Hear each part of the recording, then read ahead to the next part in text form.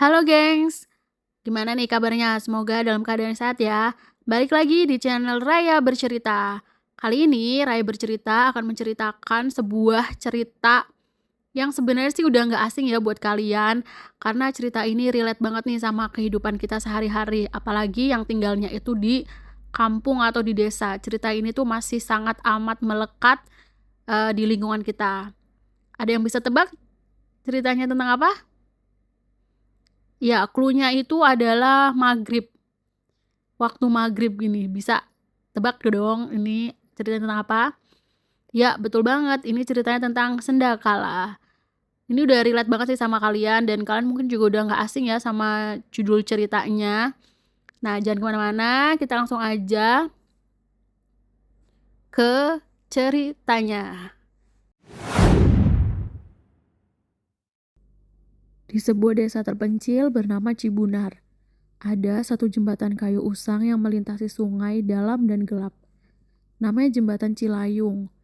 Dulunya jembatan itu penghubung utama ke pasar, tapi setelah dibangun jalan lingkar baru, jembatan itu dibiarkan rusak. Yang aneh, setiap sore persis jam 5.30 atau setengah 6 sore, saat matahari mulai tenggelam dan langit berubah jingga redup, suara langkah kaki terdengar dari atas jembatan.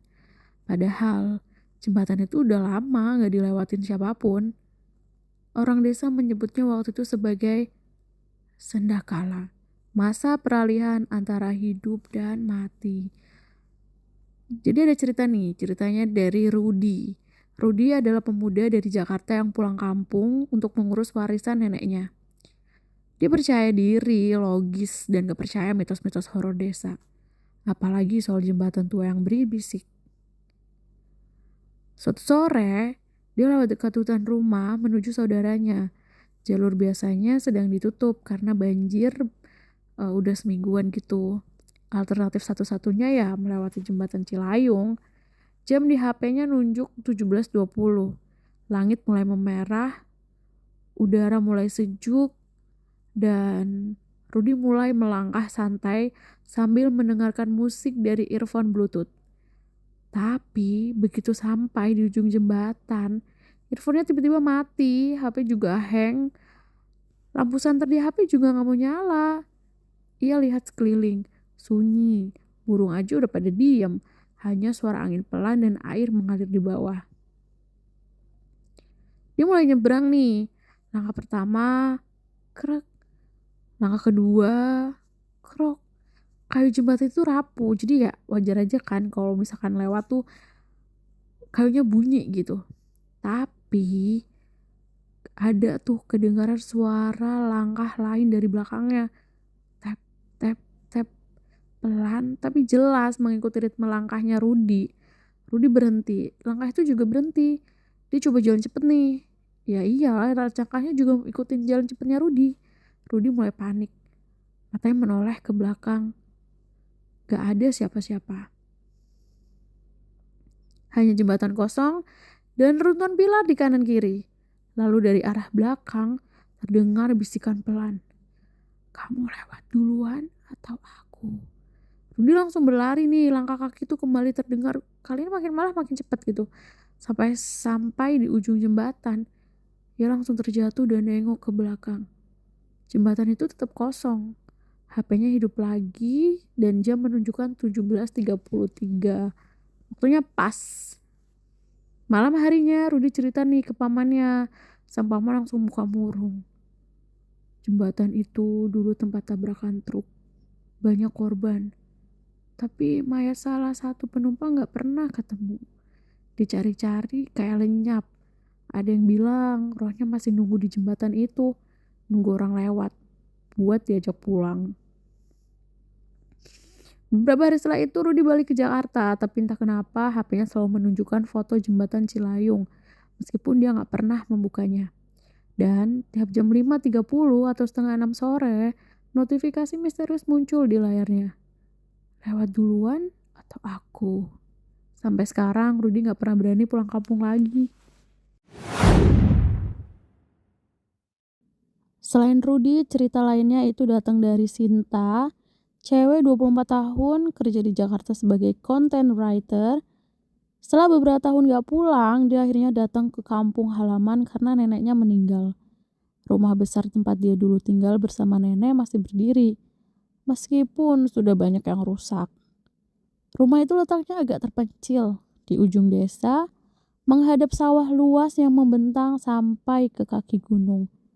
Di belakang rumah, ada kolam ikan yang sudah kering, dan pohon beringin besar yang konon katanya berisi penunggu. Serem ya. Sampai malam pertama di rumah kosong itu, Sinta merasa biasa aja meski suara angin dan burung bikin bulu kuduk naik. Dia coba tenang, dia percaya kalau semua ini bisa dijelaskan secara logis. Tapi semuanya mulai aneh pas jam 5:30 sore. Hari itu, Sinta sedang membersihkan kamar neneknya. Jam dinding di ruang tamu menunjukkan jam 5:15. Langit mulai memerah, matahari akan tenggelam. Udara berubah jadi dingin. Tiba-tiba, dia dengar suara langkah pelan dari rumah. Tap, tap, tap, dari arah dapur. Sinta pikir mungkin kucing atau tikus. Tapi saat dia pergi ke dapur, tidak ada apa-apa. Pintu belakang rumah juga tertutup rapat. Hingga 5 menit kemudian, jam dinding berbunyi. Dung, dung, dung. Jam menunjukkan 5:30 atau jam 5:30 sore. Langit tiba-tiba gelap mendadak, padahal matahari belum sepenuhnya hilang. Hening total, burung-burung berhenti berkicau, angin berhenti berhembus. Dan dari sudut matanya, Sinta melihat bayangan putih berdiri di depan pintu belakang. Dia menoleh cepat, kosong. Tapi saat dia menoleh lagi ke jam dinding, ada tulisan di kaca jam itu. Aku masih di sini. Sinta langsung keluar rumah. Dia lari kan ke tetangganya, nanya soal rumah itu. Tetangga tua langsung ketakutan.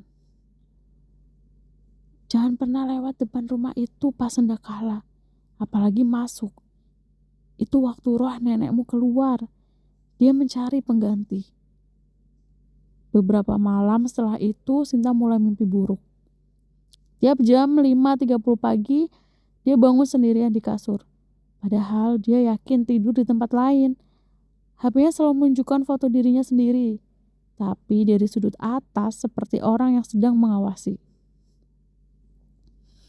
Hingga suatu malam, dia bermimpi didatangi neneknya. Tapi wajahnya pucat dan matanya hitam pekat. Kalau kamu gak doain aku harus mencari tempat lain, bisik nenek itu. Dan kamu adalah satu-satunya keluarga yang tersisa.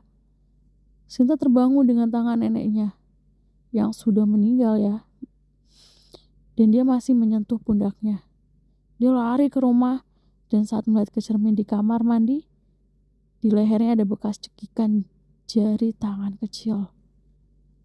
Sinta akhirnya pergi dari rumah itu. Dia pulang ke Jakarta. Tapi efeknya gak berakhir begitu aja. Setiap hari, pas jam 5:30, HP-nya bergetar tanpa notifikasi. Dan jika dia melihat ke cermin,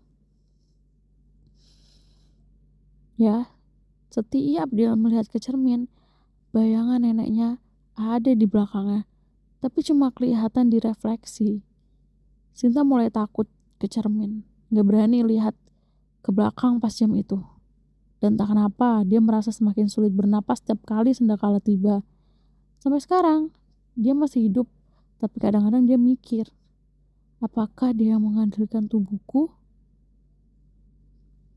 Kalau kamu punya rumah tua di desa, dan kamu merasa ada jam tertentu yang membuat suasana itu jadi berubah gitu ya, jangan diabaikan. Karena di waktu sendakala antara siang dan malam, antara hidup dan mati, batas dunia bisa sangat tipis. Dan kadang roh yang tersesat hanya ingin pulang. Ya, segitu dulu cerita tentang Dimas yang akhirnya selamat ya. Dia di bus terakhir itu, dia masih bisa diselamatkan meskipun Dimas itu punya trauma yang berat. Tiap kali lihat bus, dia pasti langsung gemeteran, dia takut kalau misalkan hal yang pernah dialami itu terulang lagi, dan untuk kali ini dia bisa aja nggak selamat. Yaudah gengs, pokoknya tetap hati-hati dimanapun kita berada, kita harus tetap berdoa. Apapun yang kita lakukan, dimanapun, kapanpun, jangan lupa untuk berdoa dan selalu kabarin orang-orang di sekitar kita. Jadi kalau ada apa-apa, mereka tahu kita itu di mana dan lagi apa gitu. Terima kasih cerita hari ini, kita jangan lupa stay tune untuk cerita selanjutnya. Bye!